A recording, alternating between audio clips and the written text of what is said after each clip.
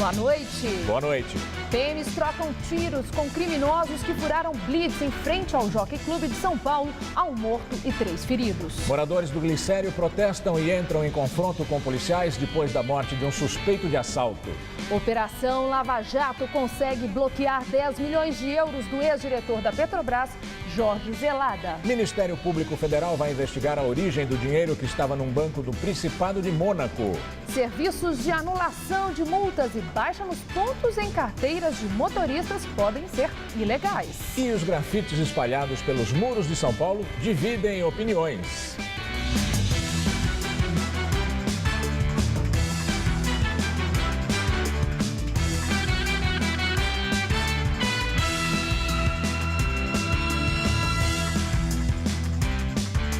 Moradores da região do Glicério entram em confronto com a polícia após a morte de um jovem. A PM afirma que o suspeito foi morto após perseguição e troca de tiros. Já a família diz que o rapaz dormia em casa quando foi atingido. Hoje pela manhã, alguns moradores da região do Glicério, no centro da capital paulista, fizeram um protesto pedindo justiça. Queremos justiça! Queremos justiça! São amigos e parentes do jovem que foi morto pela polícia militar na noite de ontem. Rogério Luiz dos Santos, de 20 anos, é suspeito de ter participado de um roubo em um estacionamento no domingo. De acordo com a PM, ele foi perseguido e teria resistido à prisão e atirado nos policiais. Os oficiais da Força Tática revidaram e acertaram o suspeito dentro de uma pensão. A versão dada pelos policiais é contestada pela família e vizinhos. Eles foram até minha porta, perguntaram se eu era mãe de um menino, e um menino branco de tatuagem. Eu falei que não, e eles pegaram e falaram. Aí, de repente, o policial começou a gritar que tinha alguém fugindo. Ouvimos assim, base de uns 6 tiros. E eles atiraram e, de repente, a gente começou a perguntar cadê o rapaz, o que aconteceu. Ele falou que ele estava bem, que não tinha nada, não tinha acontecido nada. E segurou até que no final estava morto, né? Ontem, indignados com a ação da polícia, alguns moradores chegaram a enfrentar os PMs. 2 carros foram incendiados. Esse Astra, segundo a polícia, é um dos 5 que foram roubados no domingo. Este aqui é o quarto da pensão onde o Rogério vivia com a esposa. Ele está completamente revirado e, segundo os vizinhos, tudo isso aqui foi feito pelos policiais. O Rogério teria sido atingido também pela polícia enquanto dormia. Para chegar ao quarto é preciso subir essa escada de madeira. O cômodo é pequeno, com poucos móveis, e há marcas de tiros do lado de fora. A esposa do rapaz, que está grávida de 5 meses, garante que o marido estava dormindo quando a polícia chegou. Um pouquinho que eu desci, aí os polícias já estavam lá em cima, já ele estava dormindo. Quando eu ia subir para minha casa, eles não deixaram eu subir. O Jornal da Gazeta entrou em contato com a Secretaria da Segurança Pública de São Paulo, que não respondeu diretamente sobre o caso do jovem morto por PMs no Glicério. A Secretaria informou que nos casos em que há mortes praticadas por policiais, o Ministério Público é informado imediatamente para que a pessoa possa participar da investigação junto com a Corregedoria. Olha, os Jogos Olímpicos estão se aproximando e a sugestão é que no tiro ao alvo os nossos atiradores sejam todos eles da Polícia Militar de São Paulo. Nunca se viu tamanha pontaria, só eles acertam o alvo. A letalidade, ou seja, a capacidade de matar da PM é vergonhosa e só aumenta. De janeiro a novembro do ano passado, a PM matou 816 pessoas, média de 1 morte a cada 10 horas. No mesmo período, 13 policiais foram mortos em trabalho e 56 fora do expediente, média de 1 policial assassinado a cada 5 dias. Você acha que isso é pontaria ou é política deliberada de Estado? Troca de tiros entre policiais e bandidos deixa 1 morto e 3 feridos na frente do Jockey Club. A repórter Sabrina Pires está no local e tem mais informações. Sabrina. Estela, olha, foi uma troca de tiros entre criminosos e policiais que aconteceu por volta de 4 horas da tarde de hoje. Foi aqui na Avenida Linneu de Paula Machado, bem próximo ao Jockey, quando a polícia fazia um bloqueio de rotina. Só que 2 veículos não obedeceram a ordem de parada. Eles tentaram fugir, tentaram passar pela blitz e aí houve o atropelamento de um policial que neste momento está internado em estado grave e eles tentaram fugir disparando contra os policiais. Essa troca de tiro acabou atingindo uma pessoa que passava de raspão, essa pessoa passa bem. Agora, em relação aos bandidos, eram 4, pelo menos pelas informações até agora passadas para a imprensa. 2 foram baleados, eles fugiram para o Jockey, houve uma troca de tiros lá dentro e eles acabaram baleados e presos. Um outro bandido morreu atingido por uma arma e um quarto conseguiu fugir, ele está sendo procurado. Nessa fuga, 2 veículos também foram roubados e um fuzil foi deixado para trás em um palio. Agora, como a gente percebe, a polícia faz a perícia. O caso está nas mãos do DHPP, o Departamento de Homicídios e Proteção à Pessoa. A Linneu de Paula Machado permanece bloqueada desde as 4 horas da tarde, no sentido do Morumbi, no sentido contrário, tem trânsito bastante pesado, também muita gente passa porque quer ver o que está acontecendo por aqui. Voltamos ao estúdio. Obrigada, Sabrina. Justiça autoriza a CPI da Petrobras a ouvir o ex-diretor de serviços da estatal, Renato Duque. Ele foi preso novamente ontem na 10ª fase da Operação Lava Jato. Duque vai prestar depoimento à comissão na quinta-feira. Como foi detido, a CPI deve pedir à Justiça para poder ouvir o ex-diretor da estatal, o que foi autorizado pelo juiz Sérgio Moro, que cuida do processo da Lava Jato em primeira instância. Duque vai falar aos parlamentares na Superintendência da Polícia Federal em Brasília. Ele está detido em Curitiba. Duque não vai à Câmara porque uma norma da Câmara, no caso, proíbe que se ouçam presos dentro do prédio onde trabalham os parlamentares. Também ontem, Duque foi denunciado pelo Ministério Público Federal por corrupção, lavagem de dinheiro e formação de quadrilha. A Operação Lava Jato, que desvendou o esquema de corrupção na Petrobras, completa hoje 1 ano, com 82 réus e 11 condenados. Em suas 10 fases, até o momento, a Polícia Federal já cumpriu mais de 350 mandados de prisão. 22 pessoas estão presas, a maioria na Superintendência da Polícia Federal em Curitiba. Entre elas, os ex-diretores da Petrobras, Nestor Severo, da área internacional, e Renato Duque, da área de serviços. Ontem, Duque e o tesoureiro do PT, João Vacari Neto, foram denunciados por corrupção e lavagem de dinheiro. A maioria das prisões foi decretada depois da delação premiada de investigados. Entre eles, destacam-se o doleiro Alberto Youssef, o ex-diretor de abastecimento da Petrobras, Paulo Roberto Costa, e o ex-gerente de serviços, Pedro Barusco. Por enquanto, a Operação Lava Jato levou à abertura de 19 ações penais contra 82 réus na Justiça Federal do Paraná. E de 5 ações civis públicas contra algumas das principais empreiteiras brasileiras, acusadas de pagar propina em negócios com a Petrobras. Estão na lista a Camargo Correia, Mendes Júnior e OAS. 11 réus já foram condenados e recorreram. Também são investigados 52 políticos.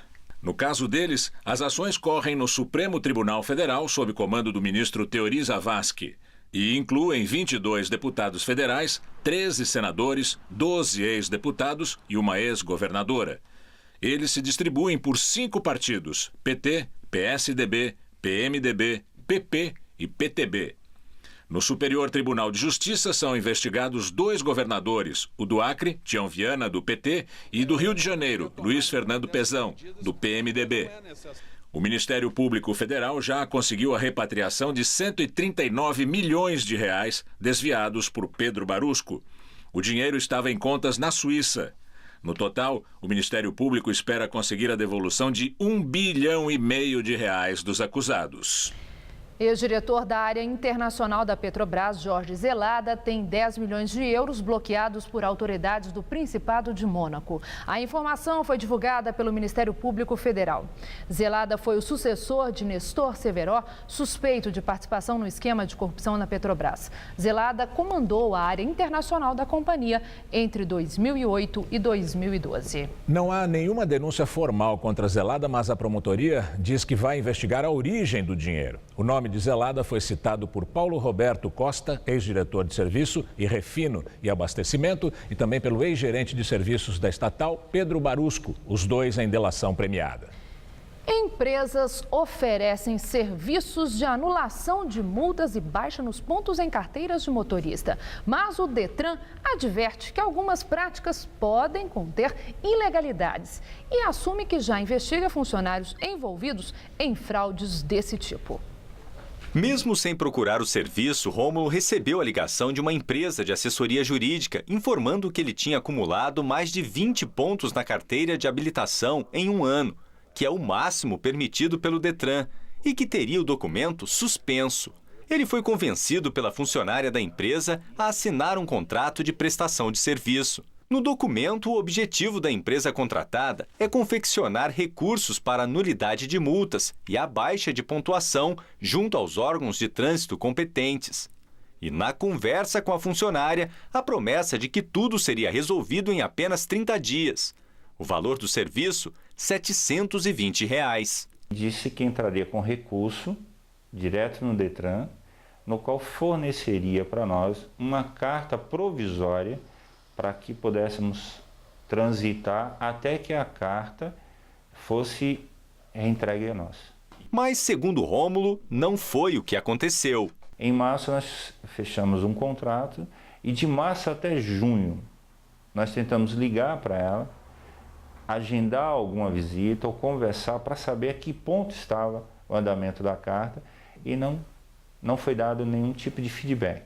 Cansado de esperar, o comerciante foi pessoalmente ao Ciretran em Santo André, no ABC Paulista, onde regularizou a situação.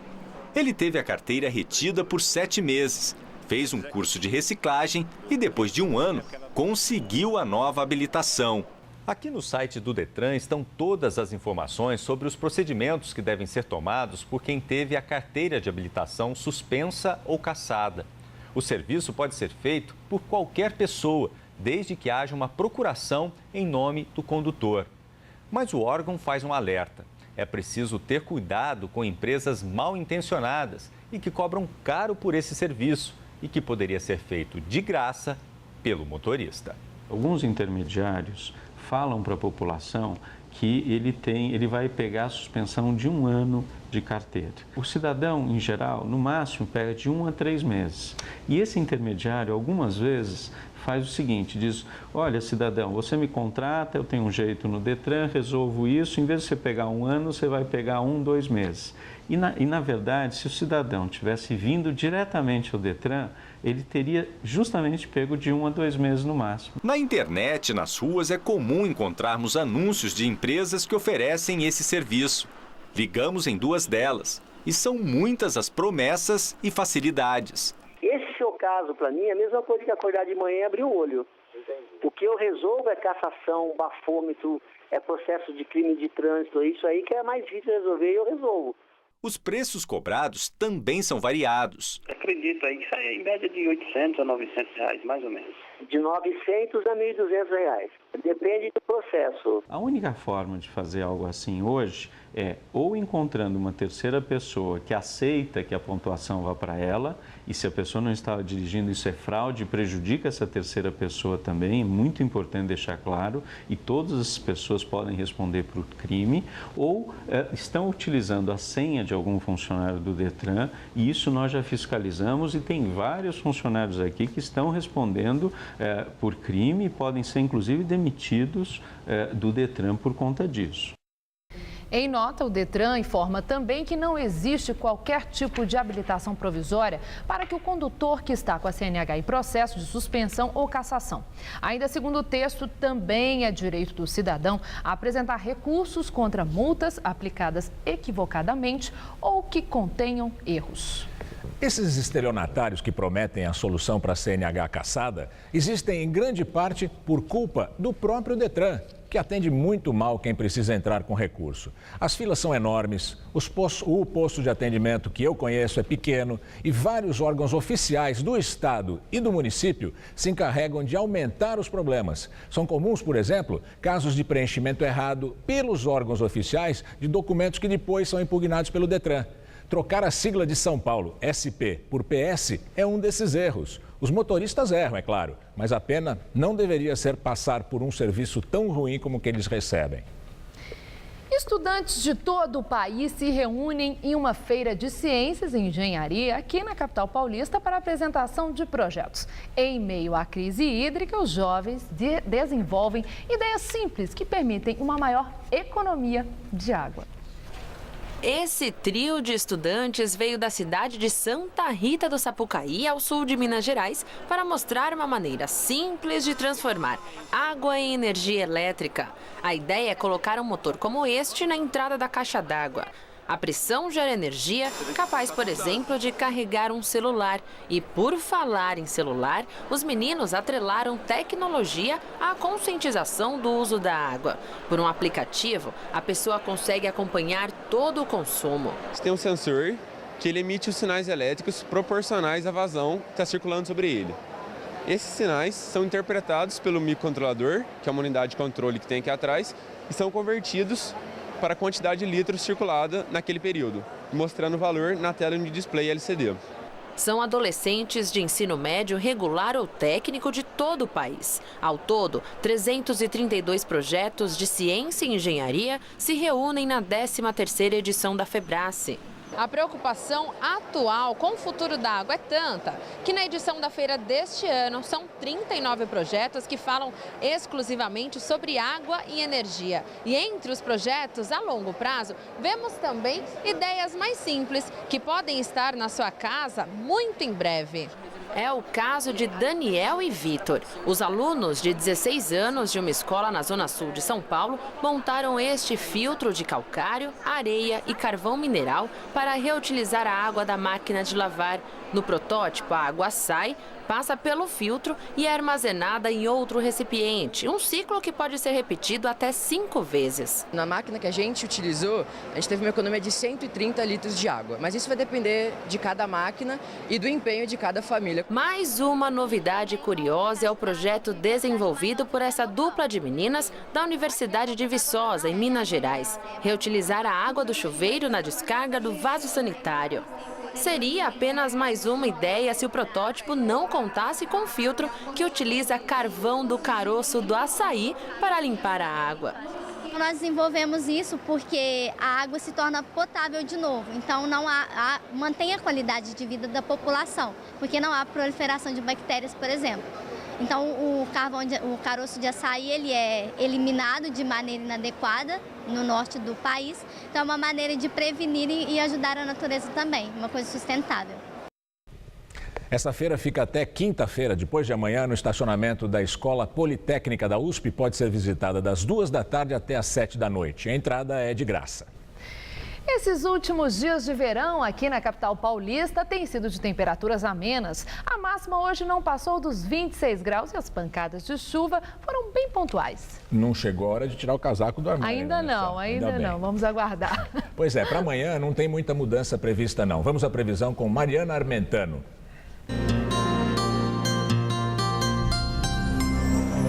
Vai fazer friozinho nessa madrugada nas cidades do sul do país. O dia vai amanhecer com apenas 17 graus em Curitiba, 18 em Porto Alegre e 20 graus em Florianópolis. À tarde esquenta um pouquinho, mas na capital paranaense não vai fazer mais que 24 graus amanhã.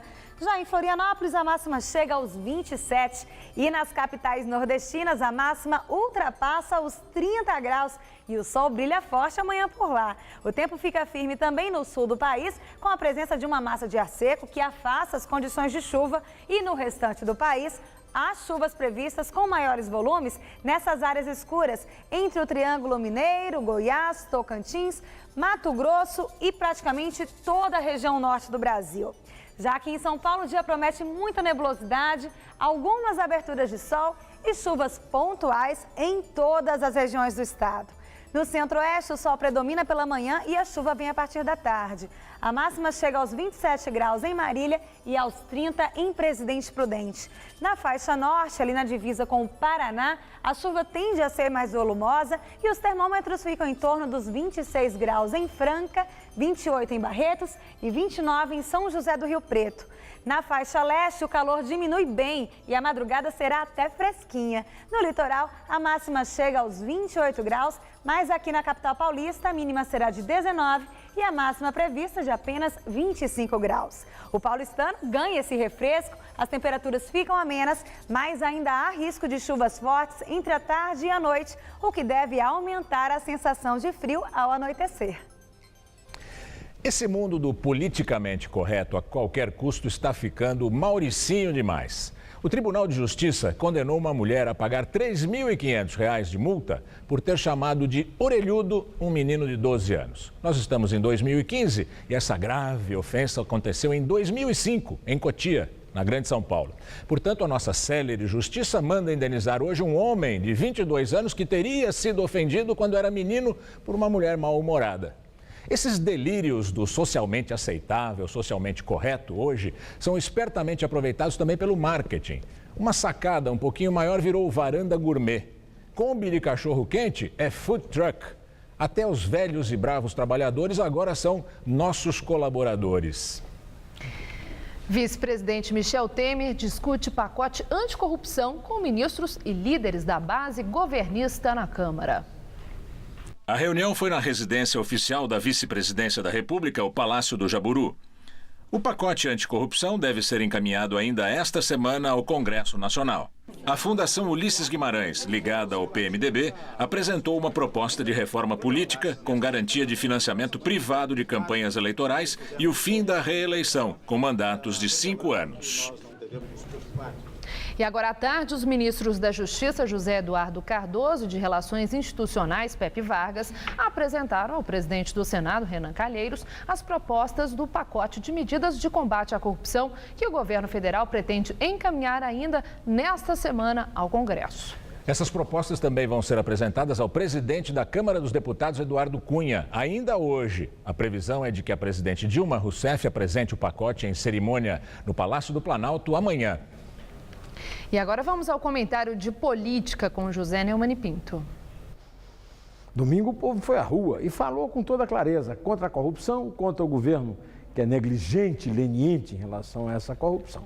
Bom, aí a Dilma estava no palácio, reunida com todo mundo. Não quis aparecer, mandou o Miguel Rosseto e o Zé Eduardo Cardoso falar em nome dela. O Miguel Rosseto deu um pontapé, né? Quem estava ali era tudo eleitor do adversário, porque nem o eleitor de Dilma, não. O Cardoso, contrafeito, mas cada um pode falar e tal. No dia seguinte, a humildade em pessoa, a presidente Dilma negou Rosseto. Disse que ouvia todo mundo e negou, mas o Rosseto está lá escondidinho, mas está lá no governo dela, né? Pois é, aí começou a mentir, ela não resiste. Ela disse o seguinte, ela se pôs na posição de heroína. Valeu a pena lutar pela liberdade. Dilma nunca lutou pela liberdade. A Dilma lutou por uma ditadura stalinista, fidelista, maoísta, uma ditadura de esquerda. Vamos acabar com essa conversa furada. Quem conquistou a liberdade que as pessoas usufruíram na Rua Domingo foi o povo, com a ajuda de alguns políticos tradicionais que o PT despreza, que reagiam à ditadura e resistiam a ela dentro do panorama político do país.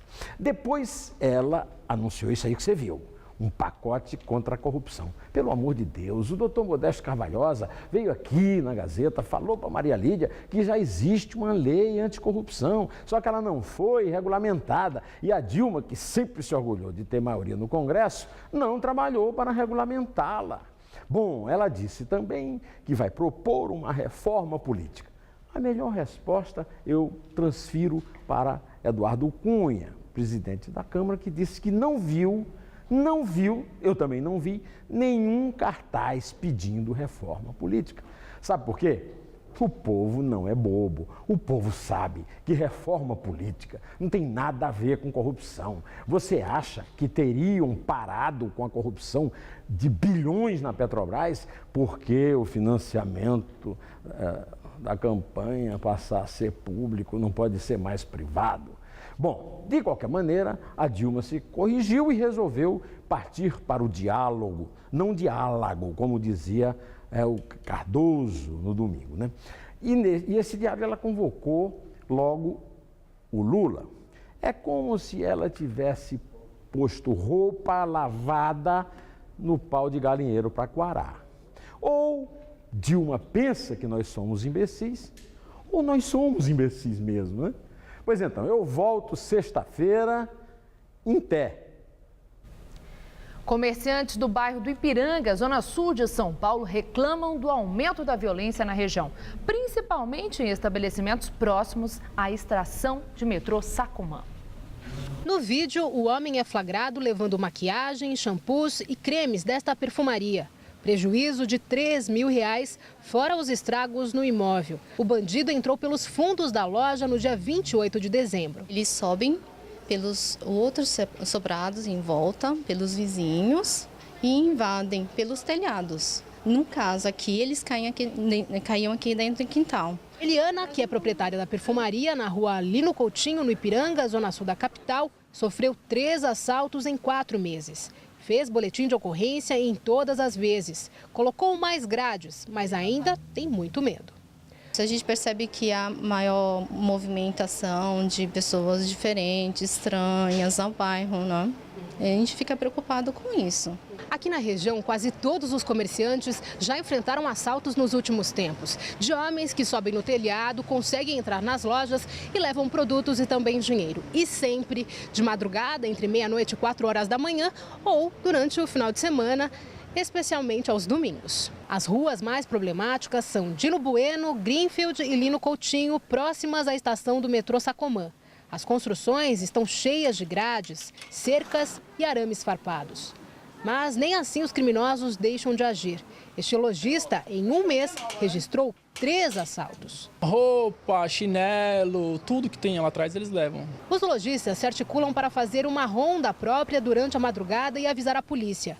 Mas o jeito mesmo tem sido investir em grades. Resolvemos fechar totalmente para criar uma barreira física, porque até então esse tipo de grade não para eles, né? E aí tem 2 grades, inclusive, né? Nós fizemos a colocação dessa segunda grade, que tem essa distância menor, que impossibilita deles entrarem. Mas nós não estamos mais seguros, entendeu? Numa nota, a Polícia Militar diz que faz o policiamento no bairro e que só em janeiro 10 pessoas foram presas na região. Após passar o dia operando em alta, o dólar tem queda e fecha a terça-feira cotado a R$ 3,23. Hoje, o ministro do Planejamento, Nelson Barbosa, disse que o câmbio não está fora de controle e que o dólar tende a se estabilizar, mas em um patamar mais alto. Segundo o ministro, o câmbio mudou de nível, voltando aos patamares de 2000 e 2006. E ainda de acordo com ele, que participou de uma audiência pública na Comissão de Assuntos Econômicos do Senado, as últimas medidas anunciadas pelo governo federal, como o aumento das tarifas de energia e de impostos sobre a gasolina, vão ter impacto na inflação só neste ano, é o que diz o ministro. E agora a nossa comentarista de economia, Denise Campos de Toledo, fala sobre os efeitos da alta do dólar. Olha, primeiro, o dólar não está mesmo fora de controle. Hoje cedeu no fechamento, mas ainda pode subir mais. O dólar tem avançado em todo o mundo pela previsão de alta dos juros nos Estados Unidos, que pode levar mais dinheiro para os títulos americanos, mexendo com o fluxo de investimentos. É um movimento global. Só que no Brasil também tem os efeitos de problemas domésticos, das incertezas na área econômica, das dificuldades que o governo enfrenta no campo político, as dúvidas quanto à execução do ajuste fiscal. Tanto que, em relação a 30 34 outras moedas, o real foi o que mais perdeu valor frente ao dólar. Com todos esses fatores, o dólar pode subir mais, até porque o governo não tem mostrado preocupação com isso. O dólar mais alto até pesa na inflação, mas é uma forma de deixar o produto brasileiro mais competitivo em relação aos estrangeiros. Claro que tem outros fatores. Não é à toa que a confiança da indústria está no pior nível desde 99. Tem um aumento de custos, queda da demanda interna, escassez de água, de energia, a piora geral da economia. Mas o dólar mais alto cria uma expectativa melhor nessa questão da concorrência. O efeito pode aparecer mais quando a volatilidade diminuir, porque essa movimentação brusca, sobe e desce, deixa os empresários meio perdidos, sem referência, trava um pouco os negócios, assim como acontece com o turista que não sabe se compra agora, espera, desiste da viagem. Mas uma coisa é certa, é bem mais provável o dólar subir mais do que cair, voltar aos patamares que estávamos acostumados. Melhor não contar com isso. Eu volto na quinta. Até lá. Um operador do esquema que fraudava financiamentos de imóveis é preso no Rio de Janeiro. O grupo contava com a ajuda de funcionários da Caixa Econômica Federal e o prejuízo é de mais de 100 milhões de reais.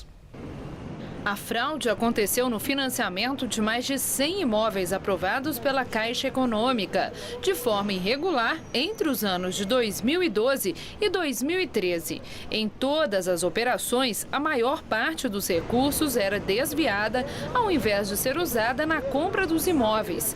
O suspeito preso hoje, considerado o principal operador da organização, não teve o nome divulgado. Na casa dele foi encontrada uma arma sem registro. É um operador fundamental nessa fraude milionária que cooptou empregados públicos, gerentes regionais, para recepcionarem documentos fraudulentos e darem início a pedidos de financiamentos de imóveis. Ou seja, foram instruídos diversos processos de pedidos de financiamento com declarações de rendas falsas, identidades. Foram criados correntistas para o pedido de aquisição de imóveis na região dos Lagos. Além do operador, 4 funcionários da Caixa Econômica foram demitidos por aceitarem documentos fora das normas e liberar os valores sem as devidas garantias. A Polícia Federal também investiga o envolvimento de intermediários como imobiliárias, compradores e vendedores. Todos os imóveis financiados estão localizados no Rio de Janeiro, principalmente na região dos Lagos. Mas também há mandados de busca e apreensão para São Paulo e Minas Gerais. Direto de Brasília, Josias de Souza faz um balanço da Operação Lava Jato e mostra como o governo federal vem reagindo às denúncias de corrupção. A Operação Lava Jato está fazendo aniversário hoje. Esta mega operação desvendou a corrupção na Petrobras, deu resultados devastadores nesse primeiro ano. Só lá no Paraná, 19 ações penais abertas. Brasília tem 26 inquéritos abertos no STF, mais 2 inquéritos abertos no STJ, envolvem governadores, ex-governadores, ex-ministros, mais de 3 dezenas de parlamentares, entre deputados e senadores. Nesse dia de aniversário da Lava Jato, discutem-se em Brasília 2 temas que têm muita relação com esta operação. Um deles é um pacote de leis anticorrupção que o governo pretende enviar ao Congresso, provavelmente até amanhã. O outro é uma reforma ministerial que o governo está discutindo com os seus aliados. O pacote de leis anticorrupção é mero jogo de cena para tentar acalmar as ruas. Todo mundo sabe que tem lei demais no Brasil, que basta aplicá-las para que a impunidade não prevaleça. A principal contribuição que o governo pode dar nessa matéria é outra. Veja o caso da Petrobras. Por que é que o dinheiro no cofre da Petrobras saiu pelo ladrão? Porque havia ladrões dentro do cofre da Petrobras. E quem colocou esses ladrões lá foram os partidos que apoiam o governo, que obtiveram o aval do Palácio do Planalto para indicar diretores desonestos. Portanto, a principal contribuição que o governo pode dar é interromper essa lógica que faz com que os ladrões cheguem ao orçamento da União e aos cofres das estatais. Em relação à reforma ministerial, qual é a lógica que está guiando o debate nesse momento? É a lógica de adular o PMDB. O PMDB cria problemas para o governo no Congresso, o governo quer dar ministérios ao PMDB para ver se acalma o partido e vota o seu pacote fiscal. E a lógica do debate é qual é o membro do PMDB que pode render mais votos para o governo dentro do Congresso. Não é uma lógica do mérito, quem tem mais competência, quem tem mais capacidade técnica para exercer esta ou aquela função. Portanto, prevalece no debate da reforma ministerial a mesma lógica que levou aos problemas que estão sendo agora desbaratados na Petrobras. No aniversário da Operação Lava Jato, Brasília oferece mais esta evidência ao país e que aqui, na capital da República, o governo ensina que é errando que se aprende a errar.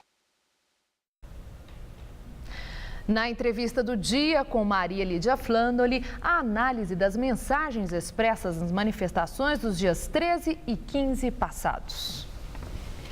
Apenas 2 meses depois da posse no segundo mandato, foi o que vimos. A presidente Dilma é alvo de clamor de centenas de milhares de brasileiros que foram às ruas protestar e expressar anseios. Hoje entrevisto o cientista político Cláudio Couto, professor do Departamento de Gestão Pública da Escola de Administração de Empresas da Fundação Getúlio Vargas de São Paulo. Obrigada, professor. Obrigado a você, Maria. Vamos começar falando da relevância política dessas manifestações, tanto do dia 13 como do dia 15. O que é que realmente importa? Quantos eram? Quem eram? O conteúdo do clamor? Eu acho que tudo importa. Né? Se a gente tivesse, vamos começar pelo fim, o conteúdo do clamor que tivemos, mas tivéssemos poucas pessoas na rua, isso não teria a mesma relevância. Né? Então, levar um grande número de pessoas à rua, essa proporção que se levou, um número que foi comparado à campanha das diretas, portanto maior até do que o que se viu no impeachment de Collor ou do que o que se viu depois nas jornadas de junho, né? Segundo pelo menos o levantamento da Folha em algumas cidades, como São Paulo, é alguma coisa muito significativa. Claro que importa também quem foi.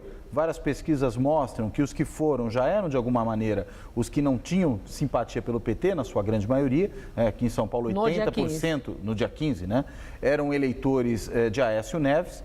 Mas isso não importa muita coisa. Mas era mesmo? Segundo o Datafolha, sim, né? Segundo o Datafolha, acho que 82%. Majoritariamente, como disse o ministro. Né? Exato. Mas isso é normal. Agora, o ponto é, foram às ruas. Podiam ser eleitores e não irem às ruas. Se foram, é porque havia uma insatisfação muito grande que foi expressa agora. Você já havia motivação. E cá entre nós, todos que vão à rua em qualquer tipo de manifestação votaram em alguém. Claro que o fato de votar na oposição explica boa parte disso, mas não explica toda essa intensidade que a mobilização teve. Agora, falando da mobilização, né, nós notamos uma grande diferença. A mobilização do dia 13 foi aquela clássica de entidades da sociedade e com apoio do PT, que são aqueles que são craques, né, para a mobilização e que tem uma história nesse sentido. A do dia 15 não. Ela aconteceu, né, de uma forma através da internet, convocações pelo WhatsApp, sem liderança política, com apoio do PSDB, mas foi uma coisa mais espontânea. O que é que isso significa em termos políticos para a vida do país? Olha, aí eu acho que é uma grande novidade, né? Até há um comentário breve que eu fiz no Estadão, que saíram lá várias pessoas comentando, eu fiz um deles. Eu acho que uma das novidades maiores dessa manifestação é o fato, primeiro, eu até faria uma nuance no que você falou, há liderança sim, há uma liderança política, que não é uma liderança partidária, mas é uma liderança política. Movimentos como o Movimento Brasil Livre, Vem Pra Rua, Revoltados Online, que foram boa parte dos que organizaram a convocatória para essa manifestação do dia 15, são novas lideranças. Né? São lideranças, pode-se dizer... São esparsas ou já são significativas? Eu acho que são esparsas porque ainda você não tem uma articulação tão integrada, inclusive existem muitas diferenças e até rivalidades entre essas lideranças, mas elas são lideranças da sociedade civil. Né? E eu diria que há um outro fator que é importante observar do ponto de vista ideológico. Você chamou a atenção para a manifestação do dia 13, da CUT, do MST, de várias organizações ligadas ao PT. Além de serem organizações mais estruturadas, estamos falando de sindicatos, o MST é um movimento que está há muitos anos, nós temos também o fato de que são organizações de esquerda. E a esquerda protagonizou no Brasil, desde a abertura democrática, a maior parte da liderança das grandes mobilizações de rua. Né? Nós não tivemos mobilizações de rua da direita, né, de políticos vinculados à direita. A última vez que a gente pode dizer que havia uma manifestação liderada pela direita política, eu não falo em direita partidária, porque eu acho que não é o caso ainda, nós tivemos, foi em 64, a Marcha da Família com Deus pela Liberdade. Essa foi a última grande manifestação de massas convocada pela direita. Só que o importante ela pode até ter sido convocada e liderada pela direita, mas ela ultrapassou essa fronteira ideológica. Muita gente que estava na rua não se identifica como sendo de direita, ou pertence a uma organização de direita, ou votaria em candidatos de direita. Né? Há 80 que votaram no Aécio, mas havia muita gente ali que votou na própria Dilma, quando se sai de São Paulo também. Então, na realidade, o preocupante para o PT e para o governo, e para aqueles que lhe apoiam, é que eles perderam, de certa forma, esse monopólio da capacidade de liderar grandes manifestações de rua, justamente para os seus adversários ideológicos. Bom, e agora o alvo, né, do protesto.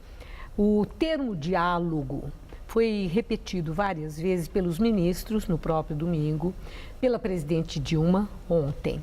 E a presidente mudou o jeitão dela de falar. Ela saiu da defensiva, ela reiteradas vezes pregou a humildade e se disse aberta ao diálogo. O que é que sinaliza essa mudança na comunicação da presidente e hoje também de quem a cerca, ministros e do próprio vice-presidente da República? Olha, eu acho que sinaliza, primeiro, que ela acusou o golpe, né? Era muito difícil não acusar o golpe, dada a dimensão das manifestações. Segundo, que parece que ela começa a perceber que realmente tentar algum diálogo é necessário. Diria até que tem uma coisa mais sintomática do que essas declarações. Declarações são fáceis de fazer. É o fato dela voltar a chamar para dentro do núcleo duro político do governo o PMDB na figura de Michel Temer. Mas isso quer dizer que ela entendeu o recado das ruas? Significa, eu diria, primeiro que ela sentiu o golpe. Se ela entendeu o recado, acho que ainda é muito cedo para dizer. E eu diria até mais... para identificar o recado? Claro, olha, dá para identificar, porque havia uma segmentação nos anseios expressos. Olha, acho que há uma segmentação, havia de tudo, havia gente se reclamando contra a corrupção sem pedir o impeachment de Dilma, havia gente pedindo impeachment, havia gente até pedindo golpe militar, que era uma minoria, mas existia. Eu diria que eles ocupam para essa manifestação o papel que os black blocs ocupavam para as manifestações anteriores. Eles não são os mais importantes, mas eles são os que chamam mais atenção, esses extremos. Havia de tudo. Agora, me parece que um recado era claro, é uma perda de paciência de boa parte da população com o governo e com o PT, que personifica o governo porque é o partido mais importante da presidência, é o partido com mais identidade. E essa perda de paciência com o PT, o governo do PT, sim, o tal do antipetismo, é decorrente de um desgaste natural de um partido que já está há muito tempo no poder, ou os escândalos que envolveram lideranças importantes do PT atingiram duramente também o partido? Eu acho que são as duas coisas e eu acrescentaria uma terceira. É um desgaste que se aprofunda também pela incapacidade que o PT tem tido de fazer publicamente uma autocrítica. De mostrar que errou, reconhecer os seus erros, apontar que efetivamente vai tentar corrigi-los, mas muitas vezes o que nós vemos é o oposto. É uma tentativa de algumas lideranças do PT de desqualificar os opositores, de desqualificar os que foram à rua, dos que foram falar em nome do governo, a gente viu até posições diferentes. Enquanto o ministro José Eduardo Cardoso tentava botar panos quentes, o ministro Rossetto atacava os manifestantes. Mas do lado do PSDB também desqualifica, claro, chama de petralha, também chama de ladrão. Não, e eu concordo. Tem de tudo. E eu acho que esse discurso... O que é isso 30 anos depois da democracia, de volta no Brasil? Mas quem está na berlinda é menos o PSDB, agora é mais o PT. Então quem tinha que sair para a rua para tentar recompor era o PT nesse momento, porque ele é que está na berlinda. Muito obrigada, professor. Obrigado a você. Uma boa noite. Obrigado. Estela. Eleições em Israel. Pesquisas de boca de urna indicam empate entre a coalizão de centro-esquerda e o partido de Benjamin Netanyahu. A decisão sobre quem será o primeiro-ministro só acontece dentro de algumas semanas. As projeções são de 27 cadeiras para cada um dos principais concorrentes. A coalizão União Sionista, de centro-esquerda, do trabalhista Isaac Herzog e da ex-ministra Tzipi Livni, e o partido de direita Likud, do primeiro-ministro Benjamin Netanyahu. O comparecimento às urnas foi alto, mesmo entre os árabes israelenses. Eles são 20% da população e devem ficar com 13 cadeiras. Em Israel, não é o partido mais votado que obrigatoriamente forma o governo. O cargo vai ser de quem conseguir negociar uma coligação no parlamento. O próximo governo vai ter que lidar com crises domésticas e internacionais, incluindo segurança, relações exteriores, a questão palestina e o alto custo de vida. Agora, nosso comentarista de política internacional, João Batista Natali, analisa a eleição em Israel. A eleição legislativa de Israel terminou há pouco mais de 2 horas e ela não tem ainda vencedor. Israel é a única democracia de verdade no Oriente Médio. O país é pequenininho, tem menos de 8 milhões de habitantes. As grandes questões internas são quase todas consequências da ocupação dos territórios palestinos, conquistados na Guerra de 67. E o homem-chave das eleições de hoje foi o primeiro-ministro conservador, Benjamin Netanyahu. Ele é o chefe do governo há 6 anos. Em dezembro, ele convocou eleições antecipadas. Estava certo de que o partido dele, o Likud, chegaria em primeiro lugar. Ele está frustrado com o empate dos primeiros resultados. A oposição é liderada por Isaac Herzog, do Partido Trabalhista. O parlamento de Israel tem 120 cadeiras. Então, vira primeiro-ministro quem consegue o apoio de 61 deputados. A metade mais um. O Likud e os trabalhistas nunca teriam essa maioria. Vão ser obrigados a se aliar aos pequenos partidos. E quase todos eles são religiosos. São partidos radicais judaicos, que concebem as fronteiras não só por critérios bíblicos. E na Bíblia não sobra espaço para os palestinos. Netanyahu tem o perfil bem próximo desses radicais. Mas nas eleições de hoje, o terceiro bloco poderá ser o do Partido Árabe Unido, com 13 cadeiras. A situação em Israel está nesse instante muito confusa. Existe uma proposta até de governo de união nacional. Netanyahu não entraria nesse governo. A verdade é que só o afastamento de Netanyahu permitiria que Israel voltasse a negociar com os palestinos. E isso para acabar com a criminosa colonização de terras palestinas na Cisjordânia.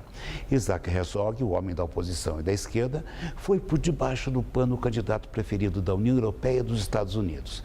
Seria um problema menos para o Oriente Médio, onde já tem guerra civil na Síria e expansão militar dos terroristas do Estado Islâmico. É assim que o mundo gira. Boa noite. A Força Nacional de Segurança chega ao Rio Grande do Norte para tentar conter rebeliões em presídios e a onda de ataques nas ruas. Mais de 130 homens desembarcaram hoje em Natal. As rebeliões já atingiram 11 unidades prisionais do estado desde quarta-feira passada. Em consequência dos motins, surgiu também uma onda de ataques nas ruas. Diversos coletivos foram incendiados. Hoje, o governo decretou estado de calamidade pública. A segurança nos pontos de ônibus foi reforçada. Amanhã são aguardados policiais rodoviários federais para o reforço das rodoviárias também.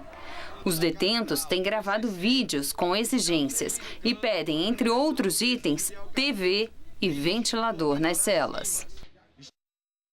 Daqui a pouco, Copa Libertadores. As notícias do Corinthians, que joga hoje contra o Danúbio, no Uruguai. E uma descoberta histórica na Espanha. Restos mortais do escritor espanhol Miguel de Cervantes são encontrados em igreja de Madrid.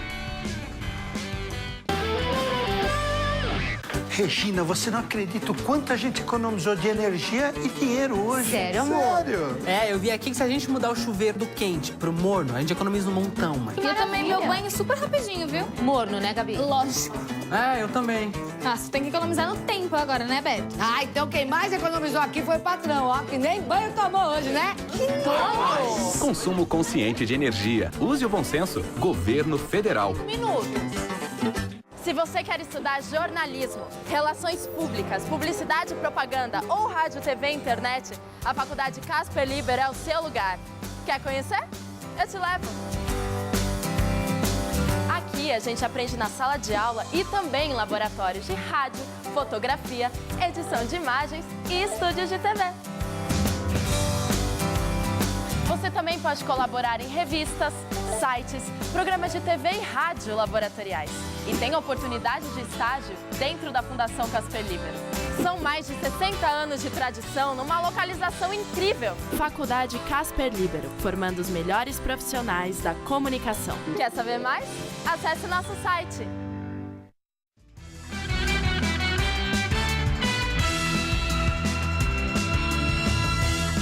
Vamos direto para as notícias do esporte com Rodolfo Gamberini e Celso Cardoso. E hoje tem Corinthians na Libertadores da América. Celso, o Tite entra com time forte ou não vai poupar ninguém, né? Não vai poupar ninguém não, Gammerini. O jogo é daqui a pouquinho, 8 da noite, em Montevidéu, no Uruguai, contra o Danúbio, último colocado da chave. O destaque fica para a volta do Renato Augusto, que se machucou na partida contra o São Lourenço e esteve fora desde então, e para Paulo Guerreiro, que após 3 jogos de suspensão, finalmente estreia na fase de grupos. O Corinthians chegou a Montevidéu ontem, onde enfrenta daqui a pouco o Danúbio no acanhado estádio Luiz Franzini. Os comandados de Tite realizaram um reconhecimento do local no início da noite de segunda-feira e após a atividade o treinador confirmou o retorno de Renato Augusto ao time titular. Foram 12 dias que ele estava fora. Nós fizemos uma reunião hoje com o departamento médico, departamento físico, depois com o atleta, assim como o Danilo, que teve uns cuidados maiores que a gente tem que ter, assim como o Petros também vieram para o treinamento, foram dadas condições a eles, né? E a partir daí a definição iniciando o jogo. Se o meio-campista voltou, a dúvida está no ataque corintiano. Ou melhor, estava. E no ataque, Guerreiro e Sheik. Guerreiro e Emerson. O Danúbio perdeu os 2 jogos que fez no torneio e é considerado o time mais fraco no grupo. Mas Guerreiro diz o contrário. Eu nunca falo disso, né? Que é o time mais fraco, né? Para mim, todos os times que estão dentro da Copa Libertadores são fortes. Uma vitória corintiana hoje deixa o clube alvinegro bem próximo de uma classificação para a próxima fase da Libertadores. Bom, Celso, e amanhã também tem jogo da Libertadores para o São Paulo. Tem sim, é dia de São Paulo e São Lourenço que se enfrentam no Morumbi. Hoje eles acompanham de camarote o duelo entre rivais, né? Corinthians e Danúbio. E torcendo amanhã começam a decidir... Os São Paulinos. Não, os São Paulinos. Os São Paulinos? Para o Corinthians perdeu, obviamente. Né? E começam a decidir amanhã o futuro da Libertadores. Para os São Paulinos, o fator campo é o maior trunfo contra os atuais campeões da América. Luz, câmera, ação. Na frente dos holofotes está Paulo Henrique Ganso, o homem escolhido para falar com jornalistas sobre a partida mais importante do tricolor até agora na temporada. O duelo decisivo contra o São Lourenço pela Libertadores. Passar confiança para o torcedor, saber que um jogador tão importante, camisa 10 da sua equipe, está focado nessa partida e quer levar essa vitória para o torcedor. O camisa 10 foi preparado por Muricy Ramalho para encarar o atual campeão da Libertadores. Por isso, foi poupado dos 2 últimos jogos do Campeonato Paulista, contra São Bento e Ponte Preta. Difícil é saber quem vai jogar junto com Paulo Henrique Ganso, mais precisamente à frente dele no ataque. Pela primeira vez na temporada, Muricy Ramalho tem à disposição todos os seus principais atacantes: Alexandre Pato, Luiz Fabiano, Centurion e Allan Kardec. Mas apenas 2 deles poderão ser escalados. Para aumentar o mistério, o treinador fez a primeira parte do treino de hoje fechada para a imprensa, usando a equipe que vai escalar na noite desta quarta-feira. Posicionando melhor a equipe, né? Procurando...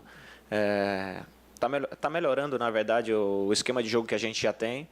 Para Ganso, basta colocar em prática o futebol mostrado contra os uruguaios para o tricolor se dar bem também contra o São Lourenço. Às vezes o pessoal critica muita gente, né? Muito São Paulo, mas a gente está fazendo bons jogos e por isso a gente tem que fazer amanhã um belo jogo para vencer. Celso, você como torcedor do Mojimirim tem isenção suficiente para me dizer quem vai se dar melhor nesse grupo? Bom, o Corinthians está com a classificação bem encaminhada, é favorito contra o Danúbio. E aí São Paulo e São Lourenço fazem um mata-mata. Tem um jogo de amanhã, depois tem um outro jogo na Argentina. Eu imagino que se o Corinthians vencer hoje, já encaminha a classificação. E aí São Paulo e São Lourenço se matam nos próximos 2 jogos. E futebol na Europa, como é que está a Liga dos Campeões? Pois é, hoje foram conhecidos mais 2 classificados para as quartas de final. Tivemos o Arsenal eliminado pelo Mônaco, apesar de ter vencido o jogo por 2-0. Na primeira partida em Londres perdeu por 3-1. Enquanto o Atlético de Madrid venceu o Bayer Leverkusen por 1-0. O jogo foi para a prorrogação, porque lá também foi 1-0. E nos pênaltis a equipe espanhola se classificou. Amanhã tem mais. mais, o Barcelona recebe o Manchester City, enquanto o Borussia Dortmund encara a italiana Juventus de Turim. Ontem você viu aquela tentativa de gol do Benzema, aquela chaleira que ele acertou na cara? Que coisa linda aquilo, né? Maravilhosa aquela. Sem dúvida. E a Copa do Brasil tem jogo nesse momento no meu Santos, né? O seu Santos joga em Londrina, no Estádio do Café. O Londrina recebe o Santos, como eu disse, e o jogo começou às 7h30 da noite, por enquanto, 0-0. Tá bom. Obrigado. Por enquanto, né? Por enquanto. Por enquanto. Obrigado. Estela. Obrigada, Rodolfo. Equipe de investigadores identifica restos mortais que seriam do escritor espanhol Miguel Cervantes. Um ano depois do início dos trabalhos, a equipe responsável por procurar os restos mortais do escritor espanhol Miguel de Cervantes disse que está convencida de ter encontrado material entre fragmentos de ossos numa cripta da atual Igreja das Madres Trinitárias em Madrid. Não vai haver confirmação por exame genético, porque depois de 12 gerações, o DNA que algum descendente poderia ter em comum é mínimo.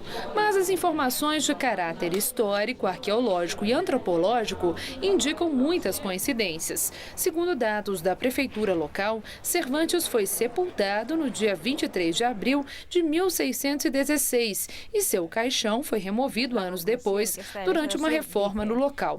A busca pelo corpo do autor de Dom Quixote faz parte das celebrações pelos 400 anos da morte de Cervantes. E o Jornal da Gazeta fica por aqui. A edição de hoje pode ser vista daqui a pouco no site tvgazeta.com.br/Jornal da Gazeta. Mais notícias no Jornal da Gazeta, edição das 10. Excelente noite para você. Nós voltamos amanhã às 7h em ponto. Uma boa noite e até lá.